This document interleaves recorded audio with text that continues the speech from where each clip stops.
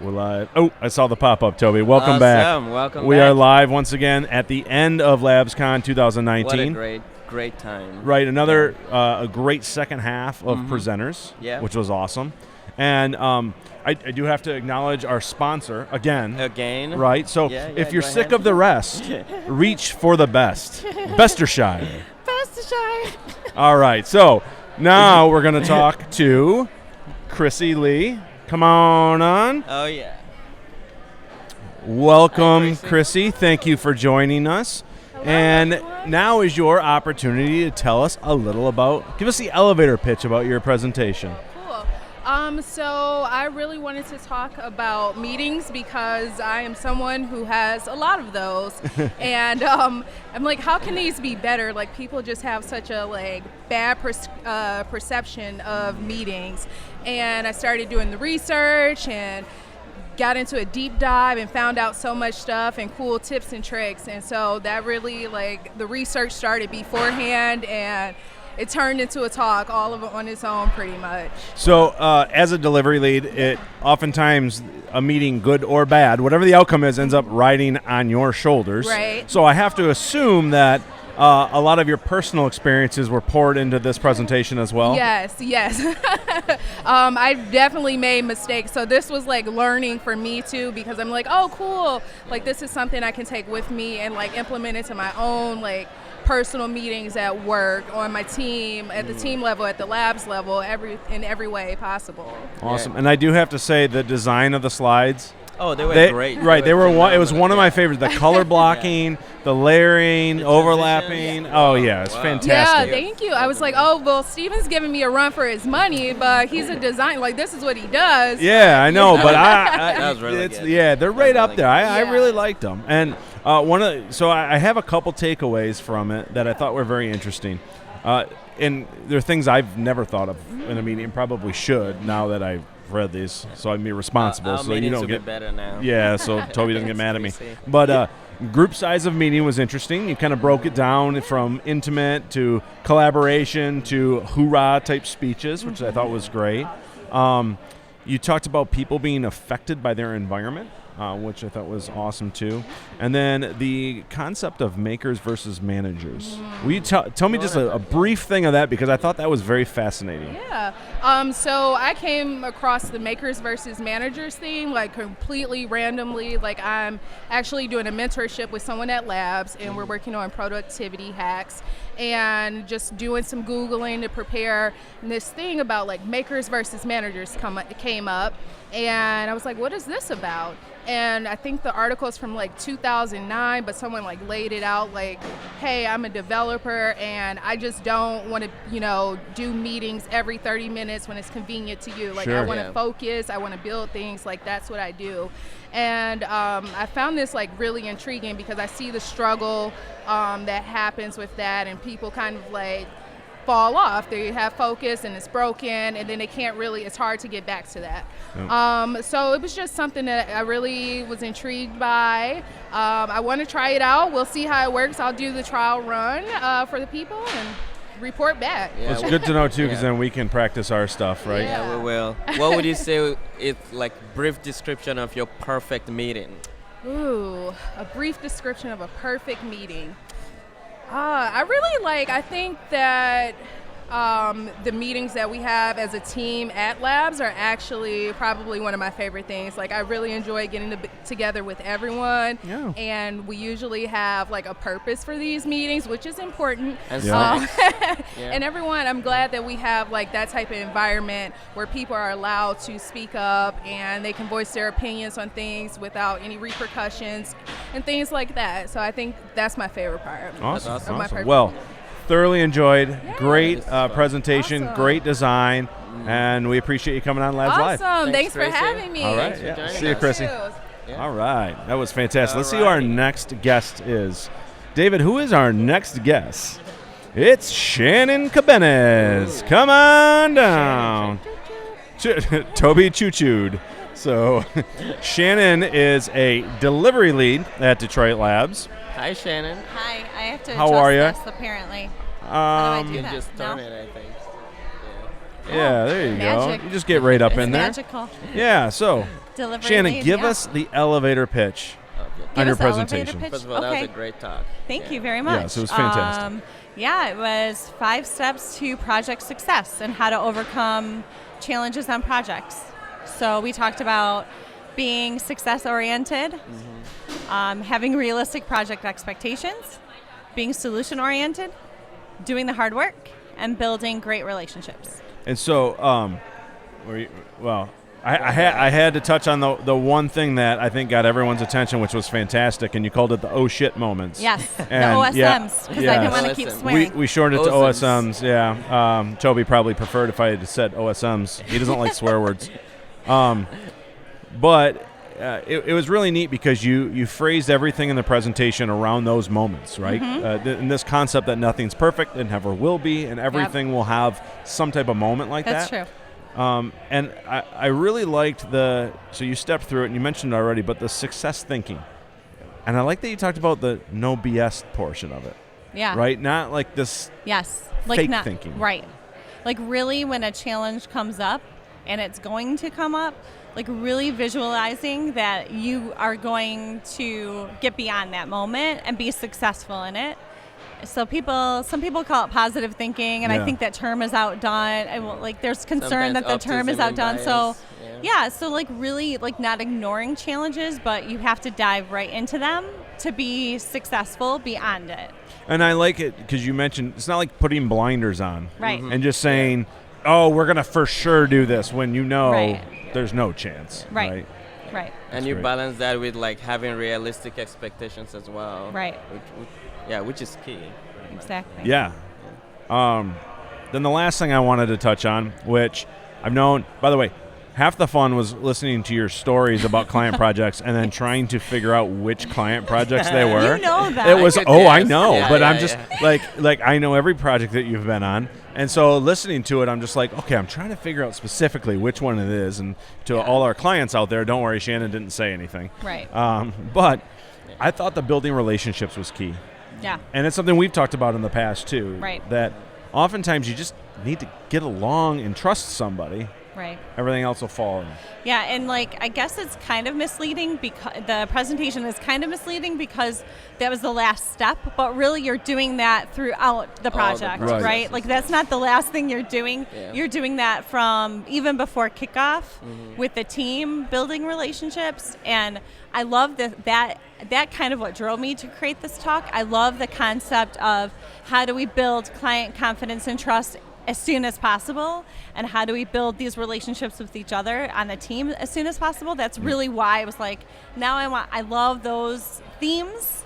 It's a big part of like, I did a lunch and learn on how to build client confidence and trust, and from that I was like, let's talk about these challenges and that the team is faced with and how we respond to them. I love it. Great job. We Yeah, appreciate Thank you. your talk. We slides. appreciate the oh shit moments because now I'm going to think about that pretty much all evening. OSMs. OSMs. OSMs. Yep. All right. Thank you, Thank Shannon. you. Thanks, Shannon. All right. OSMs, Tobi, since you don't like OSMs. swear words. Who's next, David, on our Labs Live, LabsCon roundup? Is it Rock Salaysay? Rock, come on down. Ba-doo-doo. Rock is an event Hello. architect and Hi, Rock. pretty much responsible for LabsCon 2018 and 2019. That's right. So She does everything. this is true.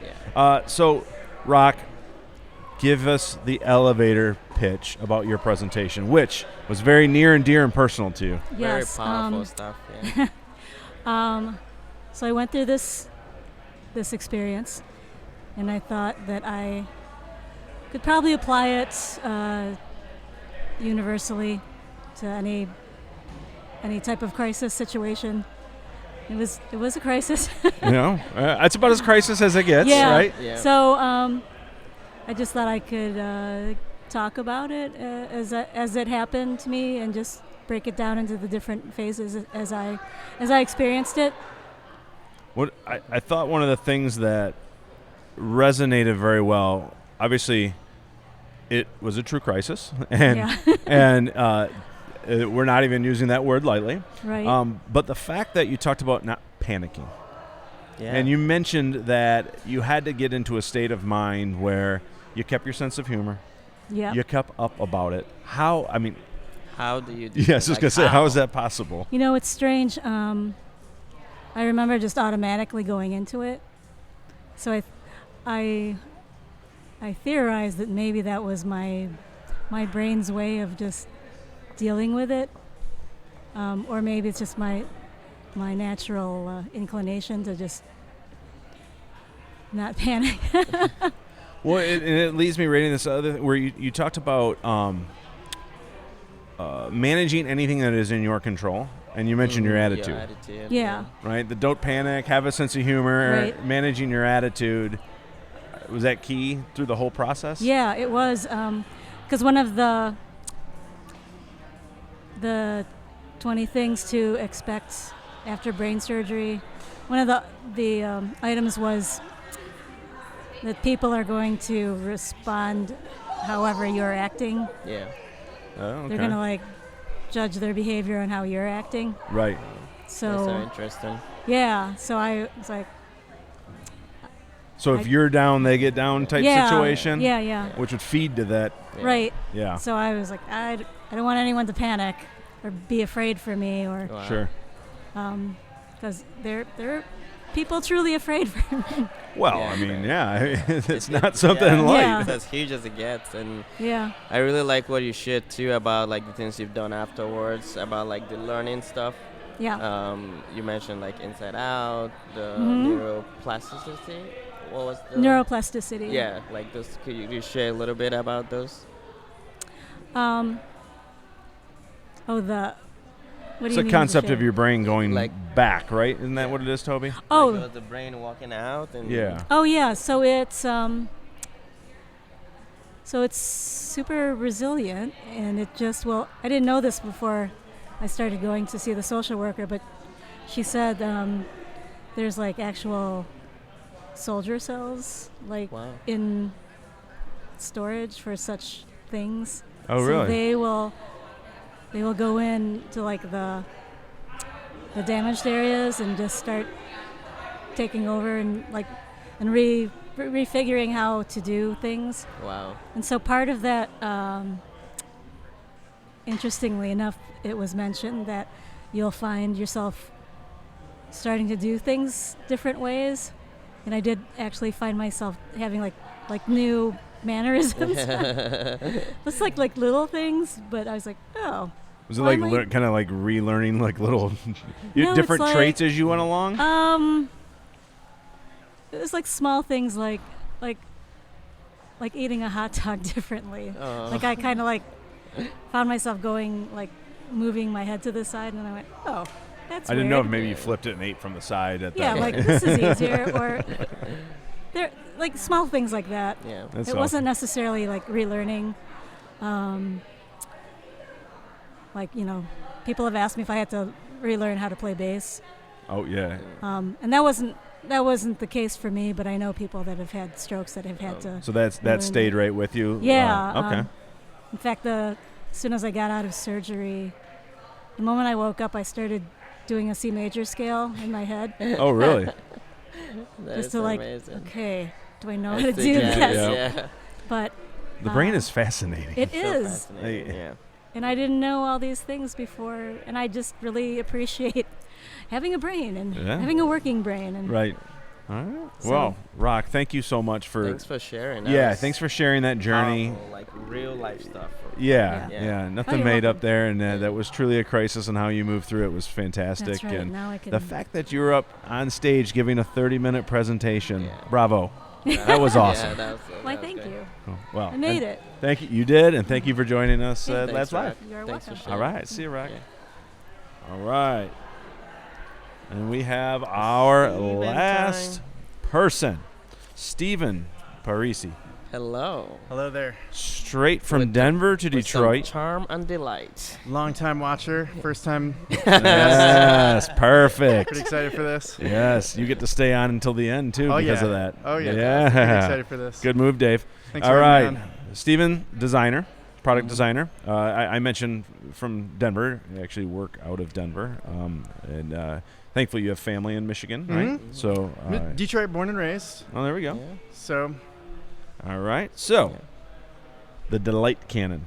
yes. Give us the elevator pitch of the Delight Cannon. Sure. So the title Delight Cannon it's a little bit of a double entendre. So you've got like on one hand you've got like it's like these are the rules of using Delight. Also like what is Delight in product design, in UX design.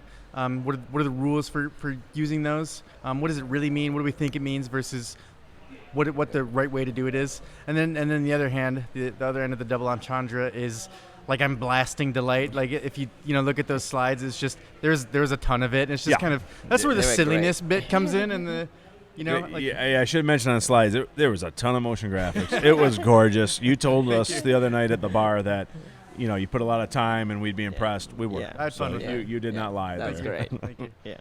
I thought it was kind of throughout the entire presentation, but it was fascinating. We even talked about it afterwards. Charm and delight, they don't have to be massive things. Oftentimes they're the small things that Right. we see Exactly. in user experience. Exactly. They are the small things. And think about it. I can't remember who said it. I think it might have been IBM who, their design department said that like motion and maybe even illustration in a digital product or service is like the body language of that product or I service. love that. I think That's that's cool. so smart. And right, so it's got to be it's got to be suitable of Yeah. the personality of the product. So if the personality of the product is, it's not overly boisterous, then small things make sense and are Yeah. appropriate. But little nudges and little micro interactions can go a long way. If it's something like what we looked at during the presentation, Headspace, the meditation app, that app has a lot of personality and is even borderline silly. It's got a lot of body language. It's got a lot Sure. of motion and a lot of interaction. feedback. Appropriately, So too, yeah. appropriate. Yeah, Yes, it ties into perfect. their personality. Right. Yeah. So Um, what would you say is like the difference between, I think you touched on it a little bit, charm and delight? Are they the same thing? So I'd say just as far as how I categorize them and how I use them, like my formula for it is charm is it is decoration. It does things for the experience. It doesn't necessarily do things for usability, but it does things for the experience. Delight is mirroring what the user is feeling, mostly when it's like positive things and it's paying off and it's rewarding a user for hard work. Yeah. And it's mirroring kind of the sensation of having completed something difficult. It's Delight. it's delight. Yeah, it's hey, you can delightful. pat them on the back then and reflect that hard work that they put in for that, and that You're keeping them engaged. You keep them coming back for more Exactly. because they feel like they get the magnifies pat the on the back. relationship. Yeah. and that creates engagement and retention, and if there's a relationship like experience coming from the digital product, then the user reciprocates that, and that's what keeps them coming back. Yeah, that's great. That's awesome. There's one other piece here that I thought was really great because oftentimes there's a fine line with motion, any type of motion or any type of charm or delight, is don't overdo it. Right. I thought that was fantastic, and that's kind of when you were tying it into each individual application's personality, brand. Are they playful? Are they serious? Right? You don't want a serious company having explosions and bouncing all around. So I thought that was awesome. So ultimately, you're a product designer, but what made you want to talk about the Delight Canon? What made you want to talk about charm and delight on this stuff? Well, for one thing, I talked to a lot of junior designers or graphic designers or design students who have trouble breaking into UX design or product design. And so I kind of was sharing my story and my formula for how they can leverage their skills as a graphic designer or an illustrator to find a niche in UX design. And then they can build their skills to become a more well-rounded UX generalist if you're one of those people who believe that such a things exist. I do. Yeah. But that was my way in. And I could use that to a powerful degree. Yeah, and I like that you shared like some of the tools you used, some of the methods you used. That was really cool. Oh, yeah, Toby, And as a helpful. developer, that had to have been pretty cool. Was it Lottie? Really cool. Lottie. yeah. Ooh. It's That- a free. I've used it before. That was That'd be really cool. awesome. Yeah, a free plugin that Yeah. Airbnb created just so we can provide files, SVG files, so vector files, meaning Yeah. very lightweight, that can be used as like an image, basically, but it's motion. Usually it's Really like sweet. looping, but it's just a vector file. So there's numbers that define colors and points that colors start and end at. That's instead awesome. of slide after slide after slide. That's like what a GIF is, or like a MP4 or Right. movie file. Yeah. Right. Well, I thought it was a great presentation. I thought it was. I don't know. Even Tobi, when you're going and pitching to clients and things like that, I think there's a lot of great takeaways there. A lot of great takeaways for designers. And then we were even talking to Lauren earlier. Those things are also fun for developers to work on, which is great. So it makes overall, your app look alive. Well, it makes your app look alive, and probably in general makes the work a little bit more fun, right? Yeah. So, Stephen, thank you for the presentation. You so Thank you for much. joining us. To be here today. You coming to Finally made it Detroit. You can stay on the mic while we do a sign off. So that's awesome. Before we do sign off, though, Tobi, Okay.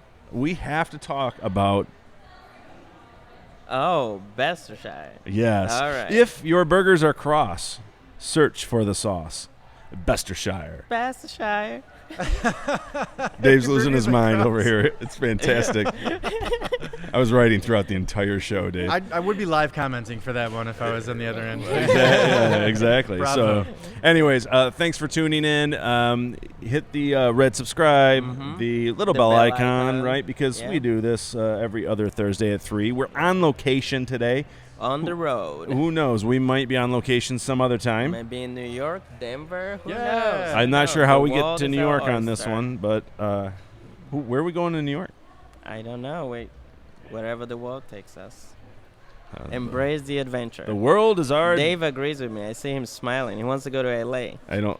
Oh, we just went from New York to... Anyways, thank you for tuning in. This has been LabsCon 2019. We're going to have to mute Tobi's mic because he's laughing over top of this. And we will see you again, not this coming Thursday, but the following Thursday. Next Thursday. Signing off. Bye-bye See now. y'all. Thanks, Steven. Thank you. That's fun.